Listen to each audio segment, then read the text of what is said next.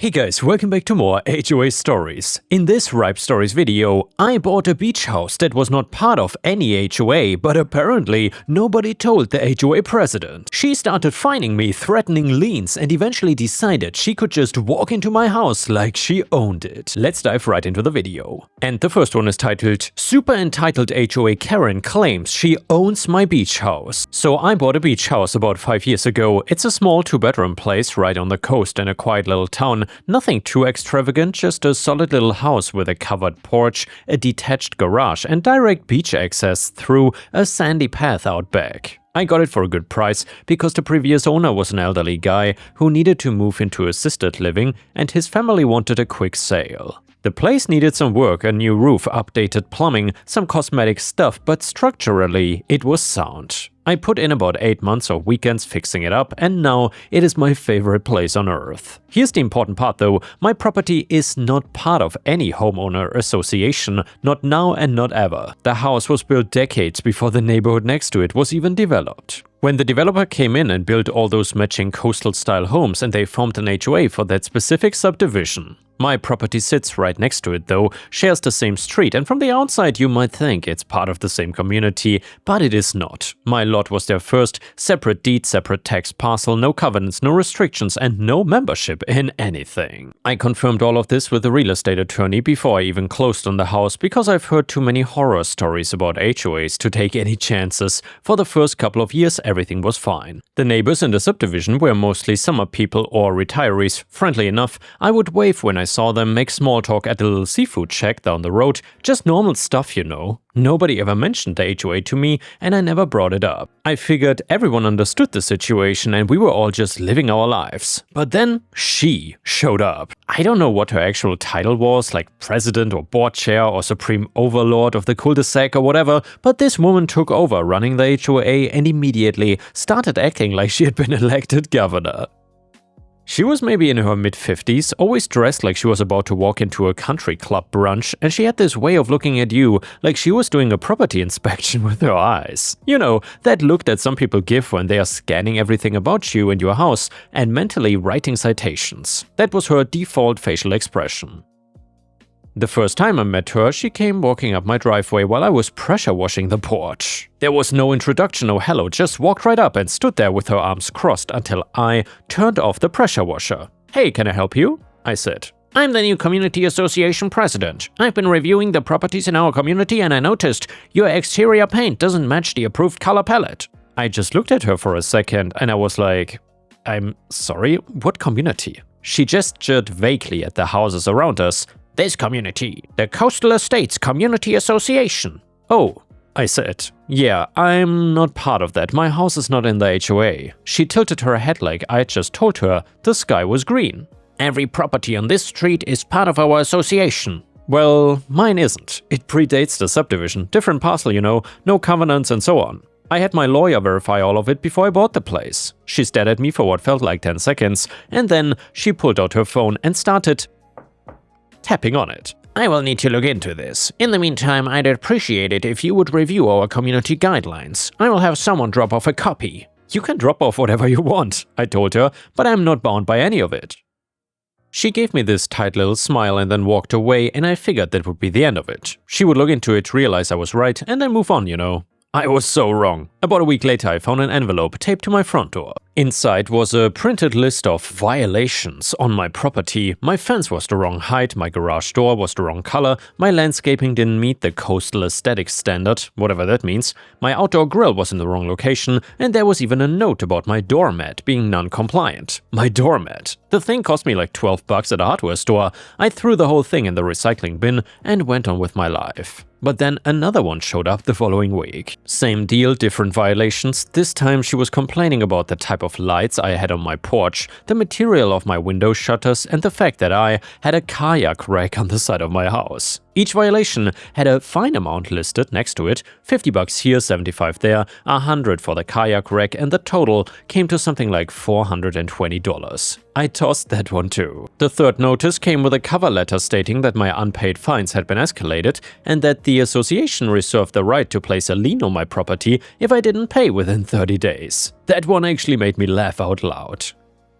I mean, everybody knows you cannot put a lien on a property for HOA violations when the property is not even in the HOA. That's like me finding my neighbor for not mowing my lawn, but I was not gonna just keep ignoring it because clearly this woman was not gonna stop on her own. So I called my attorney and he drafted a cease and desist letter explaining in very clear legal language that my property was not part of the association and that I was not subject to their rules or fines and that any attempt to file a lien against my property would be considered fraud and would result in legal action. I mailed it certified and I also kept a copy for myself and took photos of every fake violation notice she'd sent me just in case. Things got quiet for about 3 weeks after the cease and desist arrived and I thought maybe she had finally gotten the message. Maybe her own HOA attorney told her to back off. Maybe she had moved on to terrorizing someone else. But nope, she was just regrouping. One Saturday morning I saw her walking down the street with 2 other people I'd seen around the neighborhood and they stopped at the edge of my property and she started pointing at my house and talking. I could not hear what she was saying, but the body language was clear. She was giving them some kind of presentation about everything wrong with my property, so I waved at them and she didn't wave back. Over the next few weeks I started getting dirty looks from some of the HOA residents. A couple of them stopped being friendly. One guy who I used to chat with at the mailboxes literally turned around and walked away when he saw me coming. I didn't know what she was telling people, but whatever it was working. Then came the petition. She actually went door to door and got people to sign a petition demanding that I either join the HOA or bring my property into compliance with community standards. About 20 people signed it and she delivered it to my door personally with this smug look on her face like she had just served me court papers. 20 residents agreed that your property is dragging down our community values, she said. This is your last chance to cooperate before we take further action. Further action like what? I asked. We have options, she said. Legal options. Your attorney already got my cease and desist, I said. So I'm guessing those legal options are pretty limited. Her face went tight. You think you're above this community, huh? I'm not in this community, that's the whole point. We will see about that. She turned and walked away and I went inside, scanned the petition and emailed it to my attorney just to have it documented. A few days after the petition incident, I ran into one of the HOA residents at the gas station in town. An older woman, seemed decent enough, and she actually pulled me aside and told me she had not signed the petition but felt bad about what was happening. She said the HOA president had been telling everyone at the monthly meetings that I was deliberately sabotaging community property values and that my refusal to join was an act of hostility against the neighborhood. She was painting me as some kind of villain who was ruining things for everyone on purpose. I thanked the woman for telling me and asked if there was anything specific that she had heard. She said the HOA president had been claiming that because my house was on the same street, I was legally a de facto member of the HOA and was in violation of state law by refusing to pay dues. This is all absolute nonsense and there's no such thing as a de facto HOA membership. Either your property is covered by recorded covenants or it's not. Mine isn't, but most of the residents didn't know that and she was taking full advantage of their ignorance. This woman was poisoning an entire neighborhood against me over something she had zero legal standing to enforce, and the more I thought about it, the more it became clear that this was not really about property values or community standards, this was just about control. She couldn't stand that there was one property on her street that she couldn't boss around. But things escalated from there.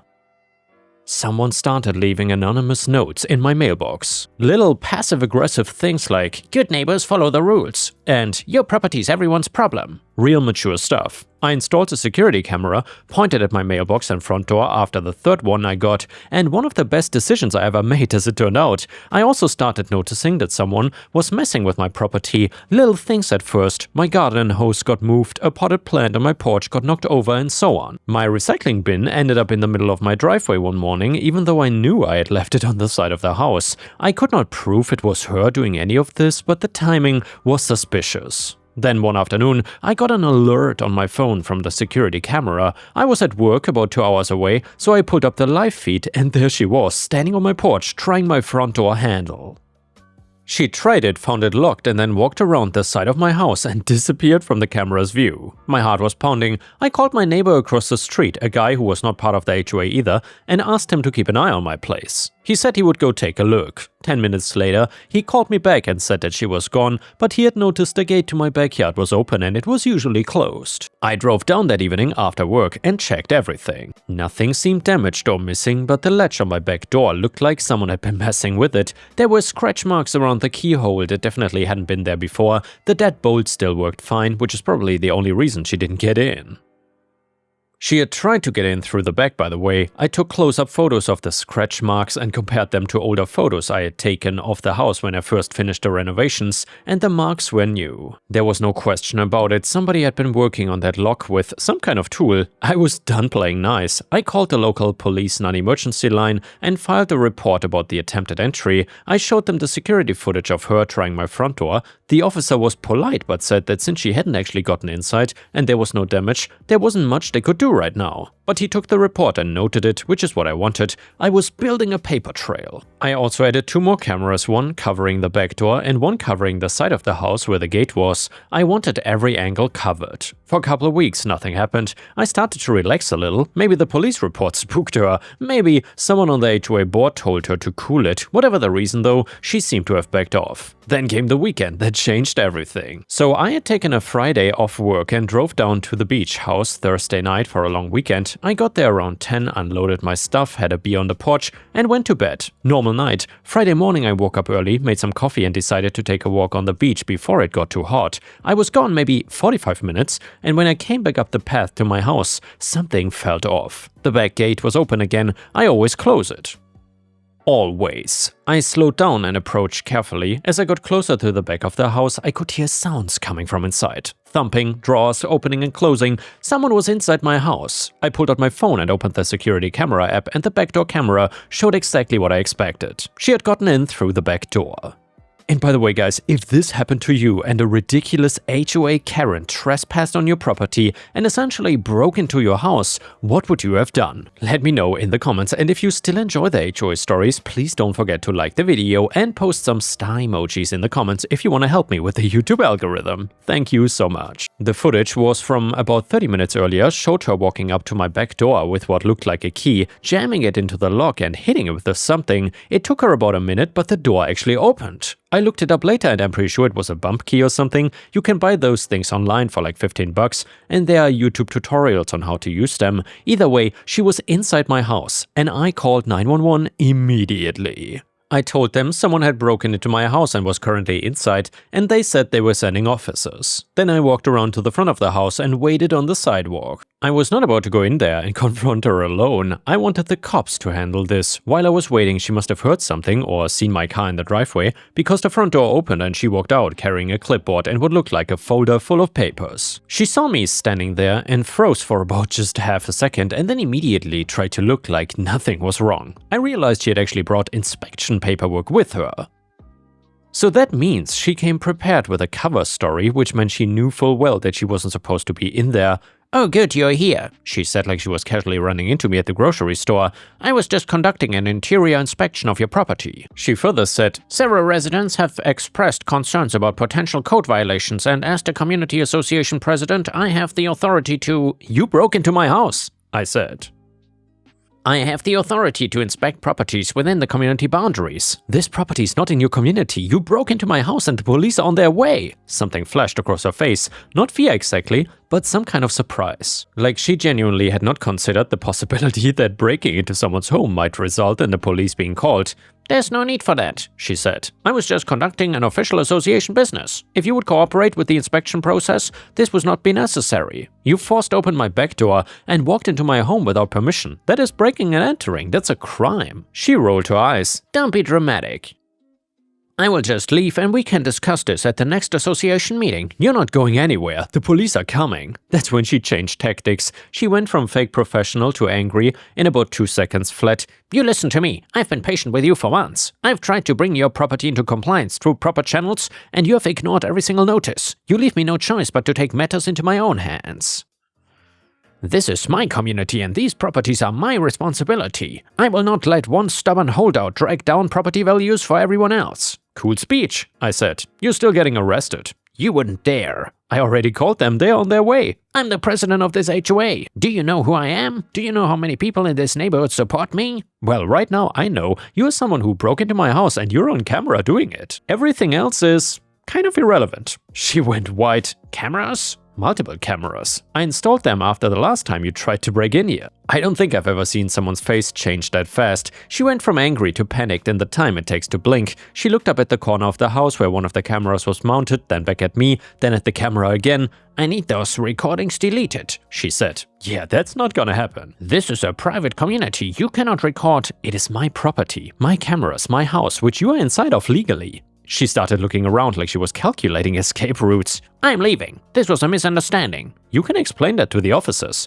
You cannot do this to me. I did not do anything to you. You did this to yourself. She paced back and forth on my front lawn for a minute, clutching the clipboard like it was a life preserver. A couple times she looked down the street like she was thinking about just walking away, but she didn't. I think her ego would not let her. Running would be admitting that she had done something wrong, and in her mind she was always right. At one point she turned to me and tried a completely different approach. Her voice went all soft and reasonable like she was talking to a difficult kid. Look, we got off on the wrong foot.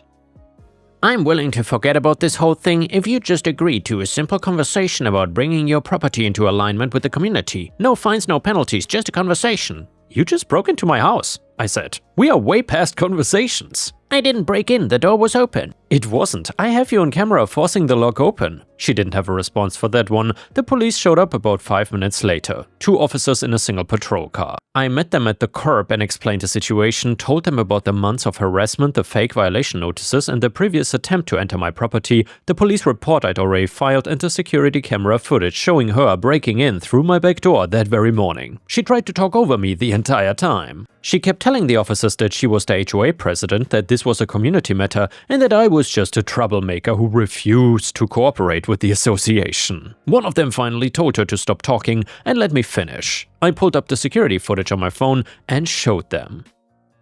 And what can I tell you, there it was, clear as day, her walking up to my back door, fiddling with the lock, opening it and going inside. You could see her face perfectly. There was just zero ambiguity about who it was or what she was doing. The lead officer looked at the footage, looked at her and asked if she had permission to enter the home. I'm the association president. I have the authority to… Ma'am, do you have the homeowner's permission to enter his home? Yes or no? Long pause. He should have given me permission. His property is part of… Ma'am, that's not how any of this works. Being an HOA president does not give you the right to enter someone's home without their permission. I'm gonna ask you one more time, did you have the homeowner's permission to enter this home? No, she finally said, but this is a community issue and… Ma'am, I'm going to need you to turn around, place your hands behind your back. The look on her face was something I will remember forever. Her mouth dropped open and her eyes went wide. She looked at me like I was supposed to step in and tell the cops that this was all a big joke. You cannot be serious, she whispered. The officer was dead serious though. They cuffed her and read her rights where she stood there sputtering about how she was gonna sue everyone involved. The other officer took my statement, collected information about the security camera system so they could get copies of the footage as evidence, and she was charged with breaking and entering and criminal trespass. Because I had documented the previous incident where she had tried my door and messed with my back door latch, and because I had the cease and desist letter and all the fake violation notices showing a pattern of harassment, the charges were taken seriously from the start. While she was being put in the back of the police car, a few neighbors had come out to watch. Some of them looked shocked. A couple of them looked like they were not surprised at all. One older guy standing on his lawn caught my eye and just slowly nodded like he had been waiting for this moment. Another neighbor, a woman I'd never spoken to before, walked over to me after the patrol car pulled away and said quietly, "Thank you, she's been making everyone miserable." I didn't know what to say to that, so I just nodded. I was still running on adrenaline and honestly, I just wanted to go inside, lock the door, and process what had just happened. But standing there on my front lawn watching the police drive away with the HOA president in the backseat was one of the most surreal moments of my life. Part of me couldn't believe it had actually gotten to this point. The other part of me knew it was inevitable from the moment she first showed up in my driveway demanding I change my paint color. In the days after her arrest, the whole story came out. It turns out I was not even the only person she had been terrorizing. Other residents in the actual HOA had been dealing with her power trips for months. She had been fining people for ridiculous stuff, threatening to put liens on their properties over paint colors, and apparently she had been using HOA funds to pay for personal expenses. Though I never got the full details on that. People had been complaining to the rest of the board, but nobody had done anything about it because she basically ran the board by intimidation. My situation, though, was the final straw. Once people found out that she had actually broken into someone's house, the whole thing fell apart. She was removed from her board position by a unanimous vote, not just removed from the presidency, fully removed from the board entirely. My attorney followed up with the HOA's legal counsel to make absolutely clear that my property was not and would never be part of the association. The HOA's own lawyer apparently confirmed this immediately and said that she had been told multiple times that my property was exempt but kept pushing anyway. As for a criminal case, she ended up pleading to a reduced charge after a few months. I'm not gonna get into the specifics because honestly, I don't care that much about the legal details. What mattered to me was that she was arrested, she was charged, and she lost her board position, and the entire neighborhood saw exactly what kind of a person she was. Last I heard, nobody in the neighborhood has seen her since. And the next one is a fantastic malicious compliance story, which is titled, I Waste Karen's Precious Time. So about a year ago, I was working at a local bagel restaurant that made both breakfast and lunch sandwiches. And by the way guys, let me know in the comments, what is your favorite type of bagel? Anyway, to set the scene, it is Saturday afternoon and we are between rushes. This lady, we will call her Karen, walks in asking for a takeout order that she made online. My coworker on the register doesn't recognize her name and ends up going through the register to try to find it. After not finding it, my coworker asks her what her order was and tells her that we will make it ASAP. She gets angry and starts going off on my coworker about how she is incompetent and that she has placed it earlier that morning, that she needs to be somewhere soon and that it must be in there. She apparently was in a hurry. Coworker goes through the register again and again, but no online order. They finally get Karen to place her order and it is put on the line. Tuna and chicken salad. The girl wrangled Karen like a pro. I get the misfortune of making the order and Karen is watching me make the sandwich like a hawk inspecting a field mouse, tells me that one of the bagels is not toasted enough and that the other was burnt. They weren't, but I remade them anyway. The next part is really where she reaches peak Karen. To preface, I was always trained to use one gloved hand to hold the bagel and an ungloved hand on the spreading knives. If I was handling meat or fish, it required 2 gloves with exception to tuna and chicken spread because you use knives with those.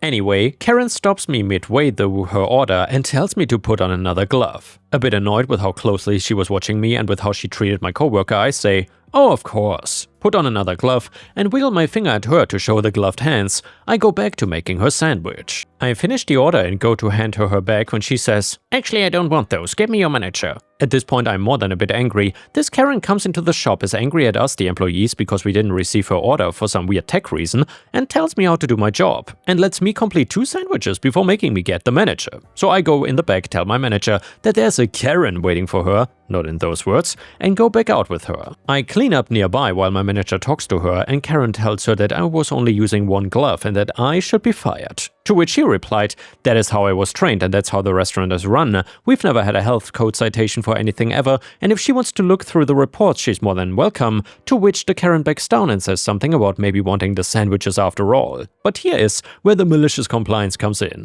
I knew that she was in a hurry to get somewhere and her sandwiches are still on the counter. I pick them up, make dead eye contact with her, and throw them away. My manager, not noticing that I did this, turns to me and asks about the sandwiches. I smile and say I threw them away because Karen said she didn't want them and that they will have to be remade. My other coworker, one that's been doing dishes, comes out completely oblivious to the situation. I give the order to him and warn him to use 2 gloves and tell him to take his time and make sure the order is perfect. It's not much, but I'm satisfied that it slowed her down. And the next one is a beautiful petty revenge story which is titled, My manager kept emailing me past 10 PM expecting quick replies, so I started replying to every single one of his emails exactly 24 hours later.